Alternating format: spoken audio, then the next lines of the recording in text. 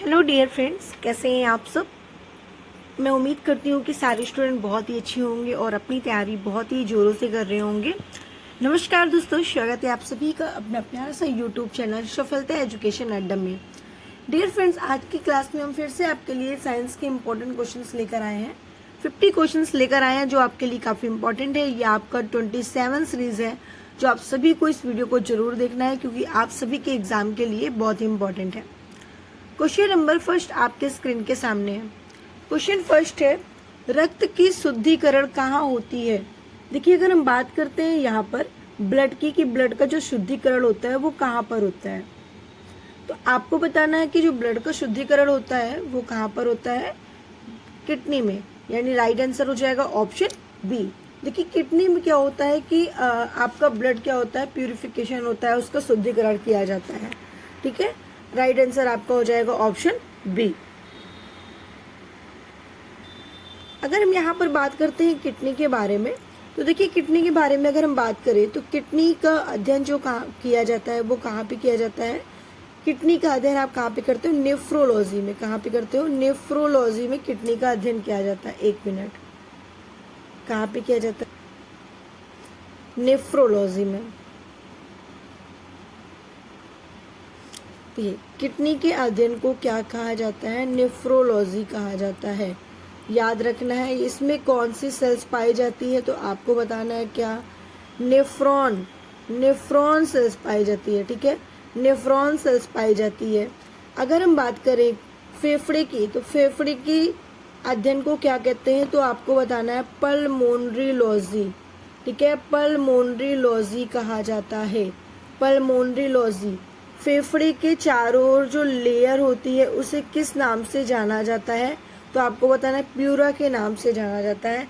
यानी कि फेफड़े की जो कवरिंग होती है उसे प्लूरा कहा जाता है। याद रखिएगा। यकृत की बात करते हैं, ये हमारे शरीर की सबसे लार्जेस्ट ग्लैंड है। ठीक है, सबसे लार्जेस्ट ग्लैंड कौन सी है, तो आपको बताना है यकृत सबसे लार्जेस्ट ग्लैंड होती है। नेक्स्ट क्वेश्चन पे आते हैं, रक्त जमने में किस तत्व की मुख्य भूमिका होती है। देखिए, रक्त जमने में किस तत्व की सबसे ज्यादा भूमिका होती है, तो आपको बताना है ऑप्शन बी, यानी कि कैल्शियम। ठीक है, कैल्शियम की, जिसका एटॉमिक नंबर होगा 20। ठीक है, कैल्शियम की सबसे अधिक मात्रा होती है। नेक्स्ट क्वेश्चन पे आते हैं, रक्त दाब का मापक यंत्र कौन सा है। देखिए, रक्त दाब का मापक की अगर हम बात करते हैं, ठीक है, तो आपका राइट आंसर क्या होगा, ऑप्शन डी। ऑप्शन डी या ऑप्शन बी, क्या होगा जल्दी से बताइए। आप कहोगे मैम ऑप्शन बी लगा दीजिए कि डी लगा दीजिए, डी लगा देते हैं।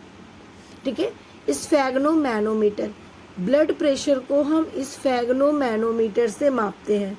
तो मेरे प्यारे स्टूडेंट, अगर हम ब्लड प्रेशर को स्फेग्नोमीटर से मापते हैं तो एनीमोमीटर और स्फेरोमीटर ये एमीटर से क्या मापा जाता है, तो आप हमें बताओगे कि इसको हम किससे मापते हैं, यानी कि ब्लड प्रेशर को, तो स्फेग्नोमैनोमीटर राइट आंसर हो गया, है ना।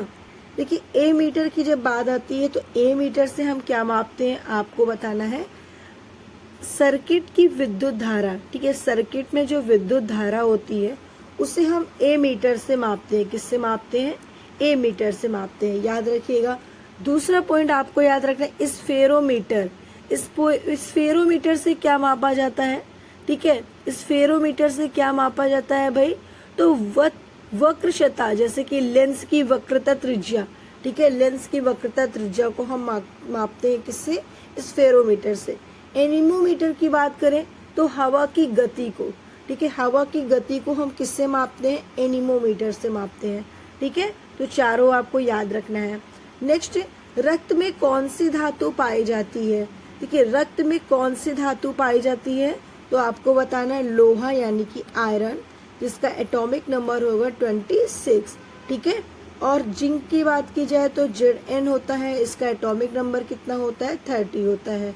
एल्यूमिनियम की बात की जाए तो Al होता है, एटॉमिक नंबर आपको बताना है 13 होता है। ठीक है, आगे बढ़ते हैं। नेक्स्ट क्वेश्चन, लार किसके पाचन में सहायक होते हैं। देखिए, जो लार होता है वो किसके पाचन में सहायक होते हैं, तो आपको बताना है स्टार्च के। ठीक है, स्टार्च के पाचन में सहायक होते हैं। राइट आंसर ऑप्शन बी हो जाएगा। लार में कौन सी एंजाइम पाई जाती है, आपको बताना है टाइलिन एंजाइम। लार में टाइलिन एंजाइम पाई जाती है, ठीक है। नेक्स्ट क्वेश्चन, लाल रक्त कणिकाएं कहाँ उत्पन्न होती है। देखिए जो लाल रक्त कणिकाएं यानी कि रेड ब्लड सेल्स आरबीसी होती है वो कहाँ उत्पन्न होती है, तो आपको बताना है क्या, ऑप्शन आपका क्या हो जाएगा, डी हो जाएगा, यानी कि अस्थि मज्जा यानी कि बोन मैरो में। कहाँ पे, बोन मैरो में, ठीक है। बोन मैरो में आरबीसी का निर्माण होता है, याद रखिएगा, बहुत ही इंपॉर्टेंट पॉइंट है।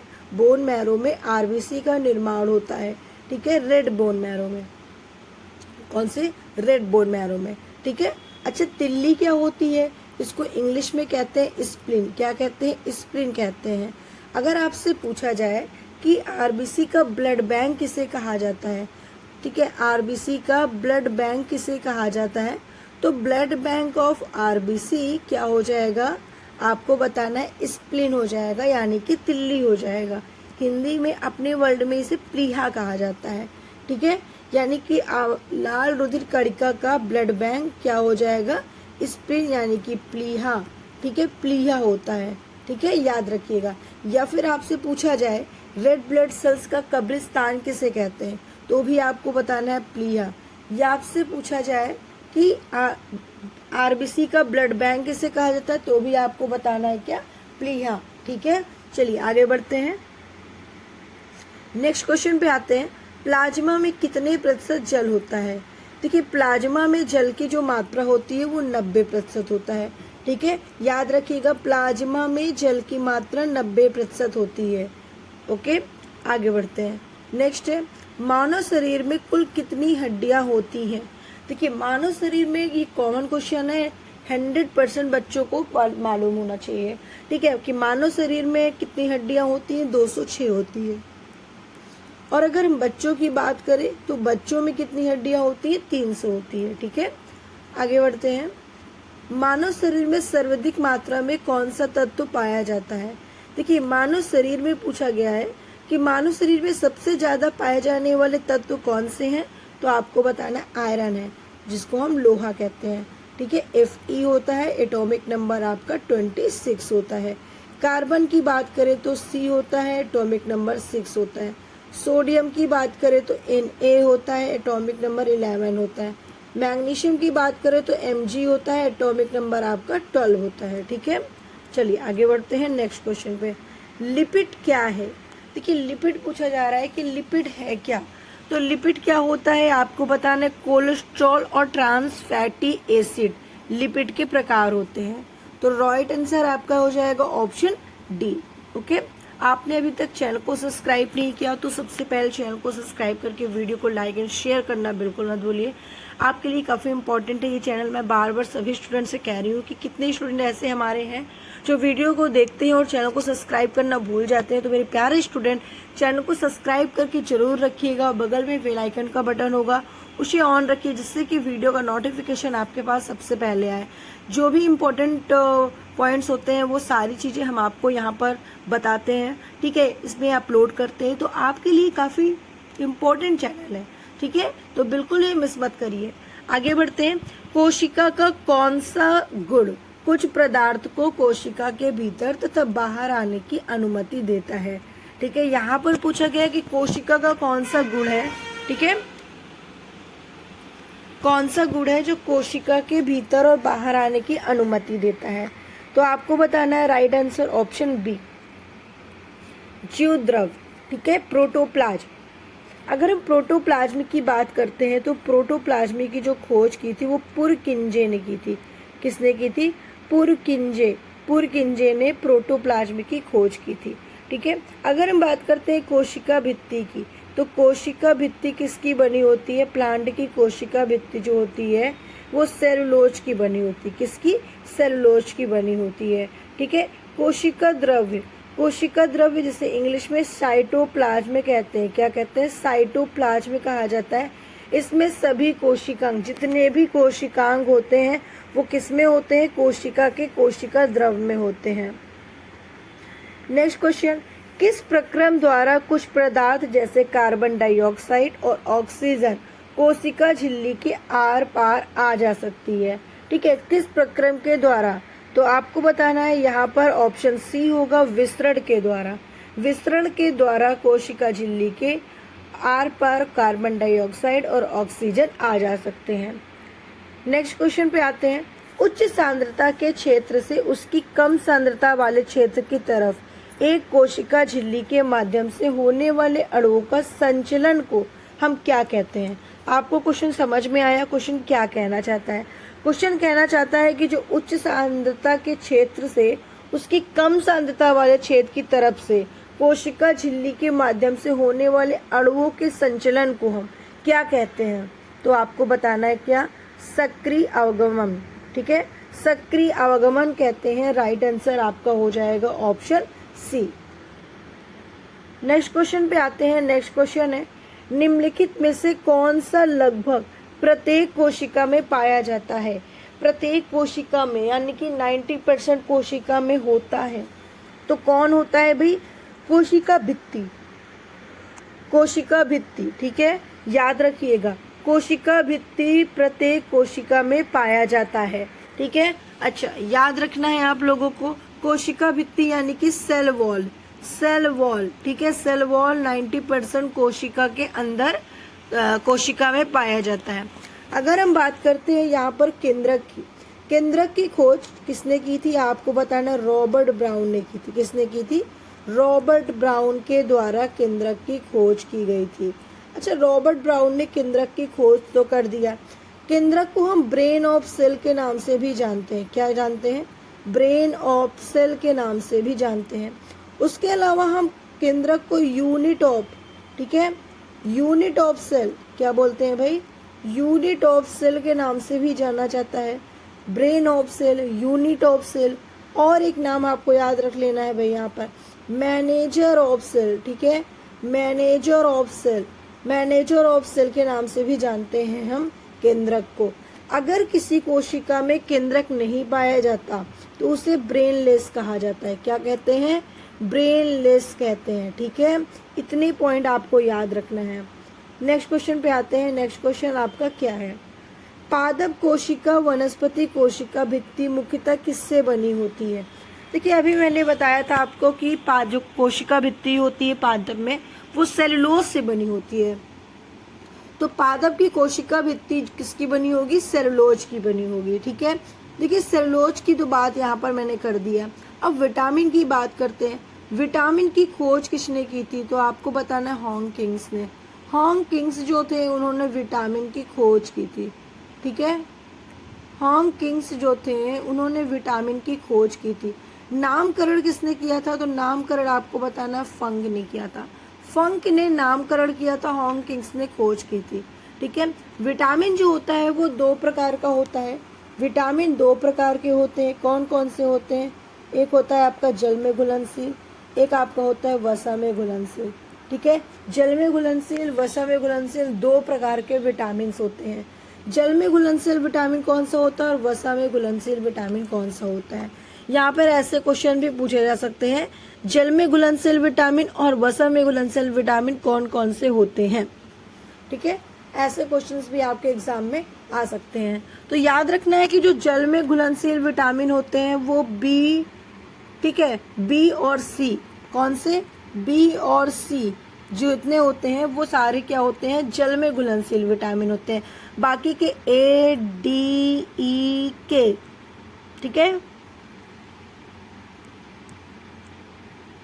कौन सा? ए, डी, ई, के, ये सारे क्या होते हैं? वसा में घुलनशील विटामिन होते हैं। ओके, याद रखिएगा। नेक्स्ट क्वेश्चन है, सेलुलोज भित्ति किसके सेल में पाई जाती है? देखिए, इनमें से सेलुलोज की मतलब कि किसकी कोशिका भित्ति जो होती है वो सेलुलोज की बनी होती है, ये आपसे यहाँ पे पूछना चाहता है। तो आपको क्या बताना है? पौधों की कोशिका भित्ति में, ठीक है, पौधों की कोशिका भित्ति में क्या पाई जाती है? सेलुलोज, यानी कि जो पौधा की कोशिका भित्ति होती है वो सेलुलोज की बनी होती है। ठीक है, अब यहाँ पर सवाल ये उठता है कि बैक्टीरिया की कोशिका भित्ति, फंगस की कोशिका भित्ति किसकी बनी होती है? देखिए, सबसे पहले तो आपको याद रख लेना है कि पौधों की कोशिका भित्ति जो होती है वो सेलुलोज की बनी होती है। अब यहाँ पर बात आते हैं कवक की। कवक की कोशिका भित्ति किसकी बनी होती है? काइटिन की बनी होती है। ठीक है, नेक्स्ट आता है आपका बैक्टीरिया। बैक्टीरिया की कोशिका भित्ति किसकी बनी होती है? तो पेप्टिडोग्लाइकन। ठीक है, पेप्टिडोग्लाइकन की बनी होती है। और एक जटिल ये पॉलीमर होता है जो प्रोटीन और कार्बोहाइड्रेट के अणुओं से बना होता है। ठीक है, इसे हम म्यूरेडिन, ठीक है इसे हम म्यूरेइन के नाम से भी जानते हैं। किसको? आपको बताना है पेप्टिडोग्लाइकन को। ठीक है, चलिए आगे बढ़ते हैं। नेक्स्ट क्वेश्चन है आपका, कोशिका भित्ति की प्रविधि क्या है? देखिए, जो कोशिका भित्ति होती है वो कैसी होती है? तो आपको बताना है पारगम्य होती है। ठीक है, पारगम्य होती है, तो राइट आंसर आपका ऑप्शन ए हो जाएगा। नेक्स्ट क्वेश्चन पे आते हैं, निम्नलिखित में से किसमें कोशिका भित्ति नहीं पाई जाती है? देखिए, कोशिका भित्ति किसमें नहीं पाई जाती है? माइकोप्लाज्मा में।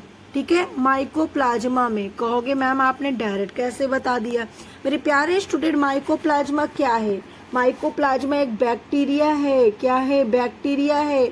तो माइकोप्लाज्मा बैक्टीरिया है, तो बैक्टीरिया में कोशिका भित्ति नहीं पाई जाती है। माइकोप्लाज्मा को पीपीएलओ के नाम से भी जाना जाता है, जिसे पॉलीप्यूरोलाइक ऑर्गेनिज्म के नाम से हम जानते हैं। और ये पूरे यूनिवर्स की सबसे छोटी कोशिका होती है। सबसे स्मॉलेस्ट कोशिका कौन सी होती है? माइकोप्लाज्मा होती है। याद रखेंगे, इसे प्लांट का जोकर और एनिमल्स का जोकर भी कहा जाता है। ठीक है, आगे बढ़ते हैं। नेक्स्ट क्वेश्चन, निम्नलिखित में से कौन सी कोशिकांग केवल पादप कोशिका में पाई जाती है? देखिए, यहाँ पर पूछा जा रहा है कि केवल पादप कोशिका में ही पाई जाती है, ऐसी कौन सी कोशिकांग है? तो आपको बताना है कि जो आपका राइट आंसर होना चाहिए वो क्या होना चाहिए? ऑप्शन बी होना चाहिए। तो चलो देख लेते हैं क्या सही हमने बताया। बिल्कुल सही बताया है मैम ने, बिल्कुल सही बताया हमने कि प्लांट में, केवल प्लांट में पाई जाती है वो कोशिका भित्ति, क्योंकि कोशिका भित्ति जंतु कोशिका में नहीं पाई जाती। माइटोकॉन्ड्रिया पाई जाती है, लाइसोसोम पाई जाती है, कोशिका झिल्ली भी पाई जाती है। ठीक है, कोशिका झिल्ली की खोज किसने की थी? कितने स्टूडेंट को पता है कोशिका झिल्ली की खोज किसने की थी? कितने स्टूडेंट हैं जो कमेंट करने वाले हैं? ठीक है, तो आपको बताना है कि रॉबर्ट हुक ने। ठीक है, रॉबर्ट हुक ने भी कोशिका झिल्ली की खोज की थी। रॉबर्ट हुक, ठीक है, रॉबर्ट हुक ने ही कोशिका झिल्ली की खोज की थी।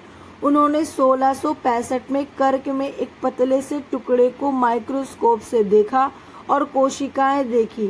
ठीक है, सिर्फ कोशिका की बाहरी संरचना देखी, झिल्ली का उल्लेख नहीं किया उसमें। ठीक है, अच्छा, अब हम बात करते हैं माइटोकॉन्ड्रिया की। माइटोकॉन्ड्रिया की खोज किसने की थी? आपको बता देना है क्या? माइटोकॉन्ड्रिया की खोज कोलिकर ने की थी। किसने की थी भाई? कोलिकर ने की थी। कोलिकर ने की थी माइटोकॉन्ड्रिया की खोज।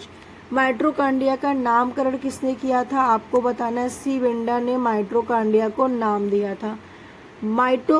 ठीक है, माइटोकॉन्ड्रिया को बायोप्लास्ट किसने कहा था? ठीक है, यहाँ पे पूछा जा रहा है कि माइटोकॉन्ड्रिया को बायोप्लास्ट नाम किसने दिया था? तो अल्टमैन ने दिया था। किसने? अल्टमैन ने दिया था। डाउट क्लियर कर दें आपका। देखिए, माइटोकॉन्ड्रिया की खोज किसने की थी? आपको बताना है कि कोलिकर ने की थी। नाम किसने दिया था? तो नाम बताना है सी बेंडा ने दिया था।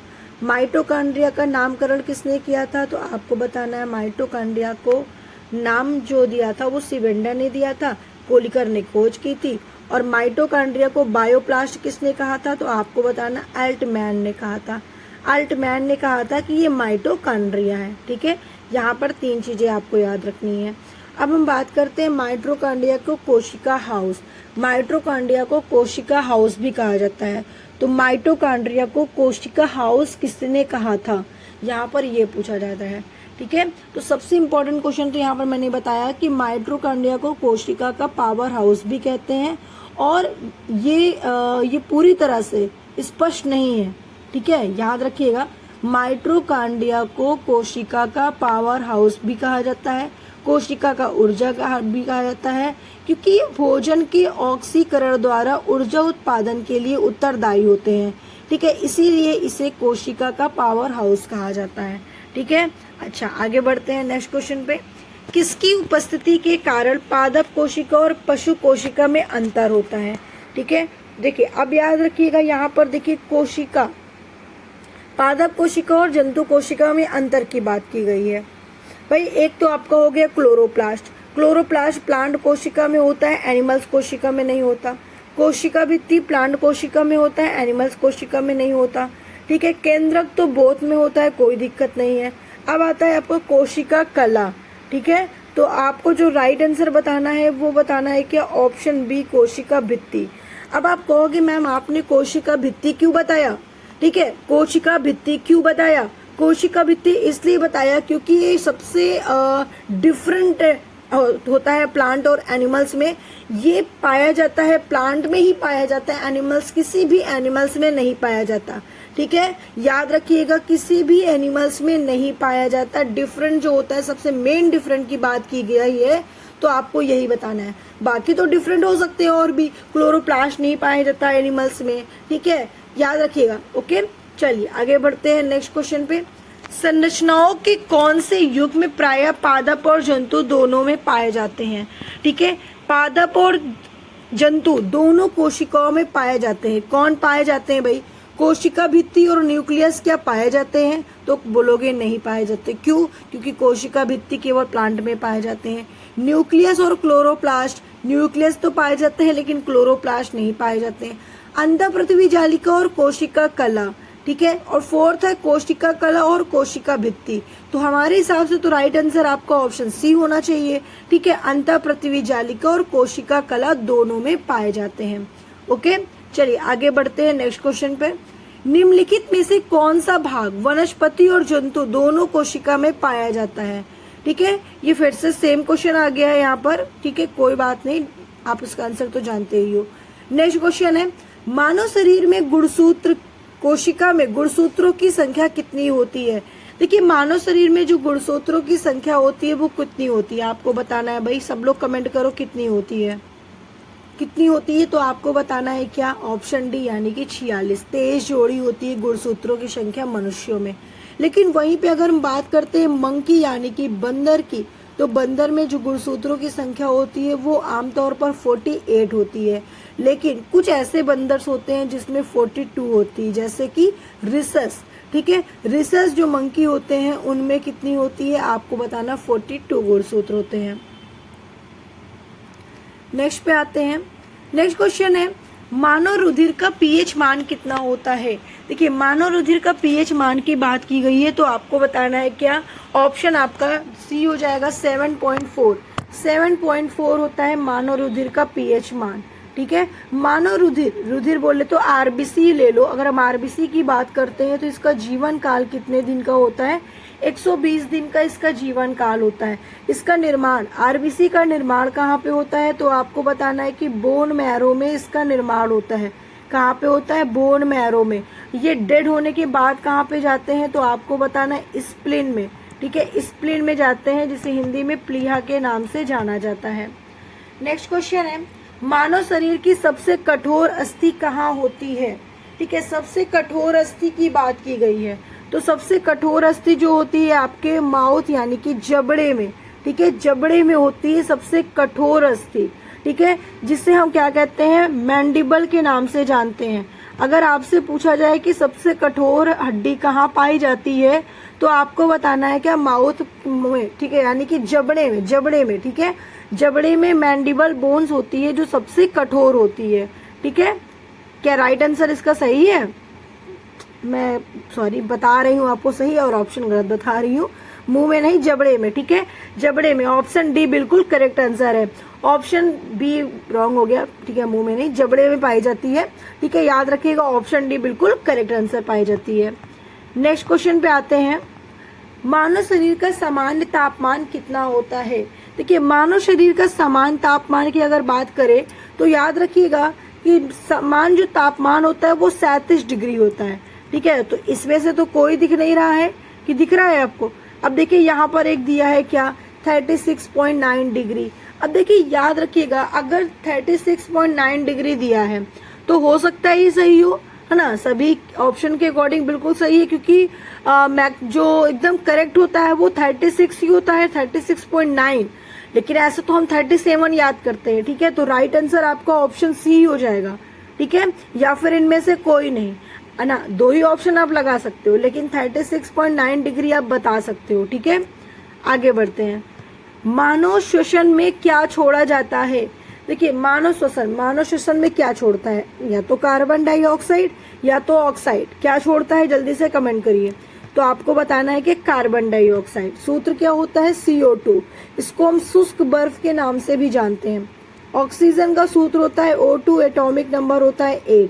कार्बन मोनोऑक्साइड को हम CO के नाम से जानते हैं, यानी कि इसका सूत्र जो होता है वो CO होता है।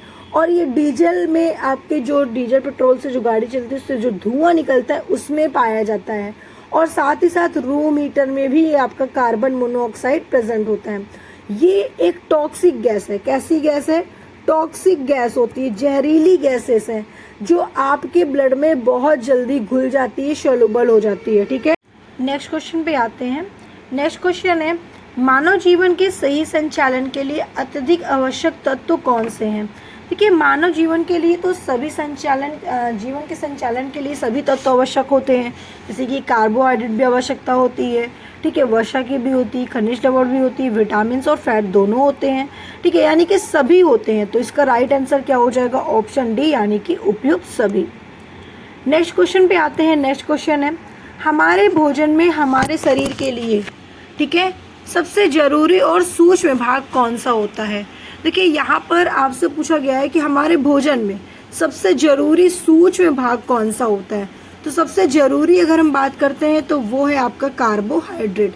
तो राइट आंसर आपका ऑप्शन सी हो जाएगा। नेक्स्ट क्वेश्चन पे आते हैं। छोटे बच्चों के शरीर में प्रोटीन की कमी होने से कौन सा रोग होता है? देखिए, जब आपको प्रोटीन की कमी हो जाती है तो कौन सा रोग होता है? आपको बताना है क्या? क्वार्सियोकर।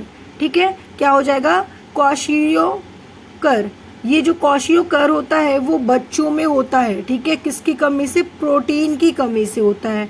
ठीक है, पोलियो क्या है? पोलियो वायरस की कमी से होता है।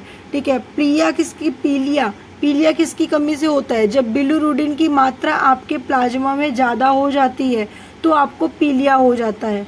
याद रखिएगा। हैजा रोग कैसा है? अगर ये पूछा जाए आपसे तो आप क्या बताओगे कि हैजा रोग कैसा है?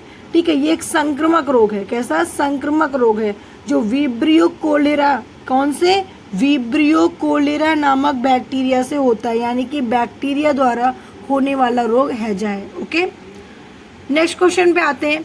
किसी व्यक्ति के रक्तचाप किस रूप में अभिव्यक्त किए जाते हैं? ठीक है, क्या पूछा गया है भाई? किसी व्यक्ति के रक्तचाप किस रूप में अभिव्यक्त किए जाते हैं? आपको बताना है इसकी सिस्टोलिक से भी और डायस्टोलिक से भी, दोनों बिल्कुल करेक्ट है। तो राइट आंसर आपका ऑप्शन सी हो जाएगा। नेक्स्ट क्वेश्चन पे आते हैं।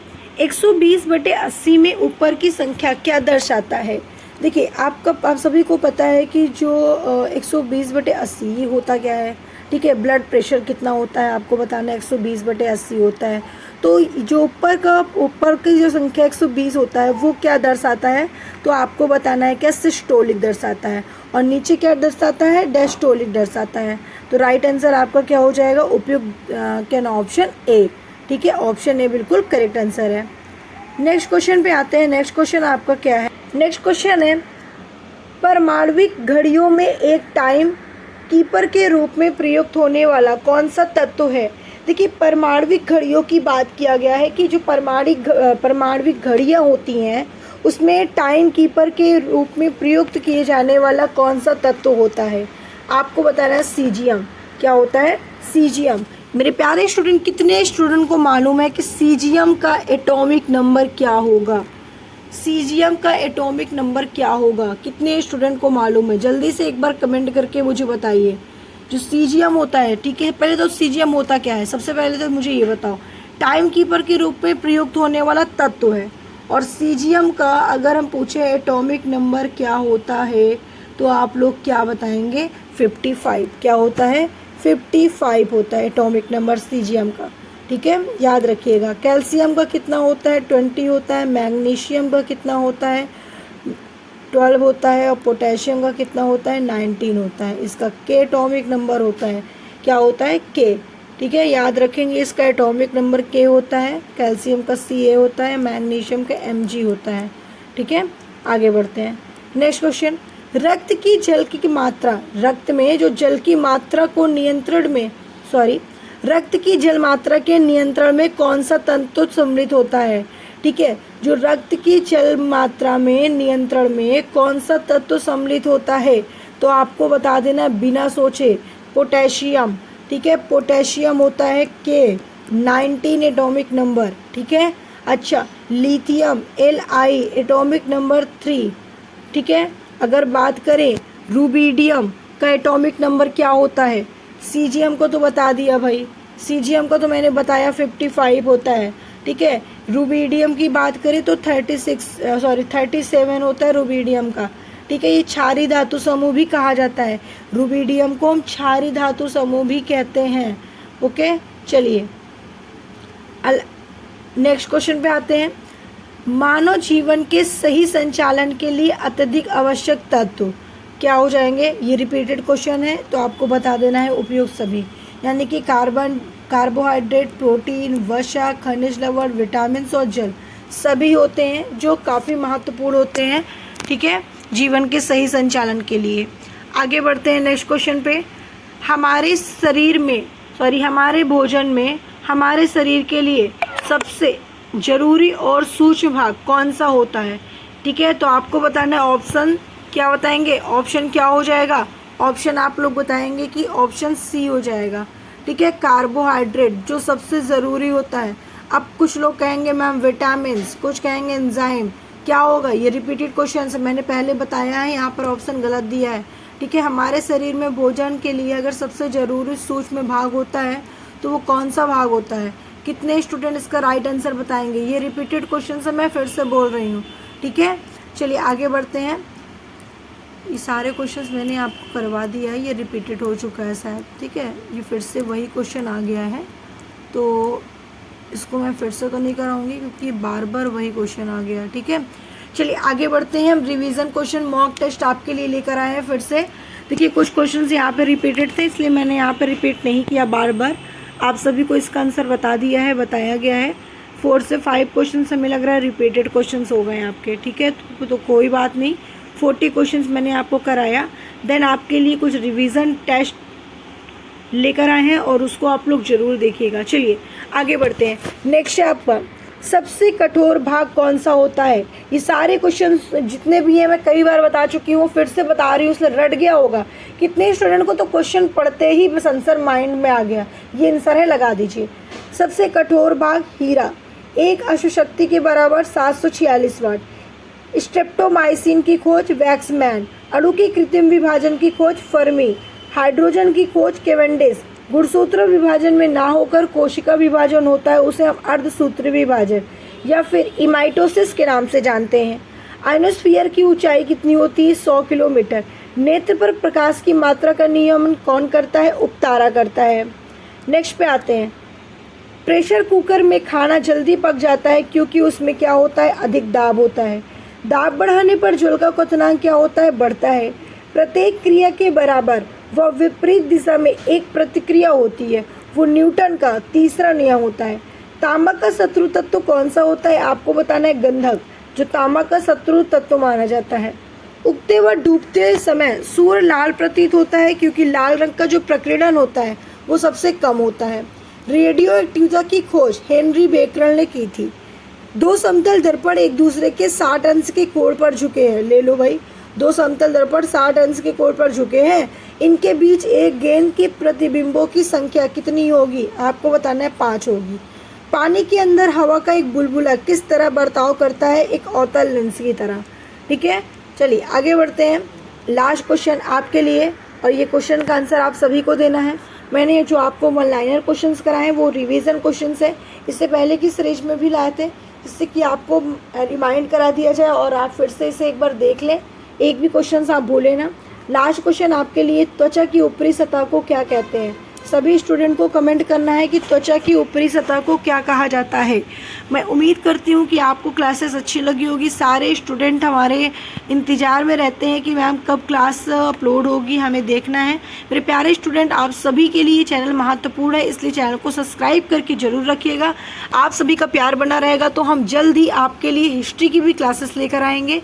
ठीक है, तो सबसे पहले आपको ध्यान रखना है कि चैनल को सब्सक्राइब करके वीडियो को लाइक एंड शेयर करना बिल्कुल मत भूलिएगा।